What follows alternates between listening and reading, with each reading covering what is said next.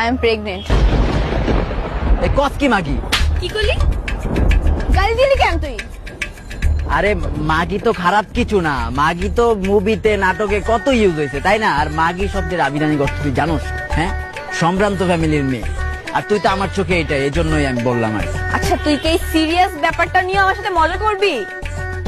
আচ্ছা সরি, বাদ দে। ক কেমনে কি হয়েছে ক। অ্যাক্সিডেন্টলি হয়ে গেছে। অ্যাক্সিডেন্টলি মানে? অ্যাক্সিডেন্টলি হয়ে গেছে। ও মানে তুই হচ্ছে রাস্তা দিয়ে হাইটে যেতেছিলি, ঠিক আছে, একটা বাস এতরে ধাক্কা দিচ্ছে, তুই ওই রাজে একটা টুনটুনের উপর পড়ছো আর তোমার হয়ে গেছে তাই না?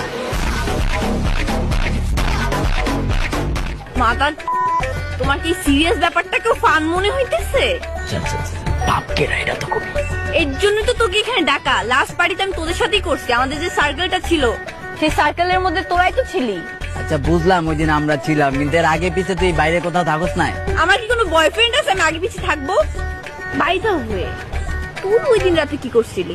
এই ওই দিন রাতে হচ্ছে আমি পট করতেছিলাম, ঠিক আছে, পট করলাম, একটু হাই হইলাম, ড্রিঙ্কস করলাম, চিল করলাম, একটু ড্যান্স করলাম, গার্লস আর এভরিওয়্যার। কি মানে আমি তো চিল মুড়েছিলাম ম্যান। আর কিছু করছ নাই? না, এরপর আফটার পার্টি করছো, এটা তো আমার বাসায় ছিল, পার্সোনাল কোশ্চেন জ্ঞান করতেছো। রকি ভাইয়ের মতো বন্ধু তোর যেহেতু আছে, তোর টেনশন কিছু বুঝলাম না।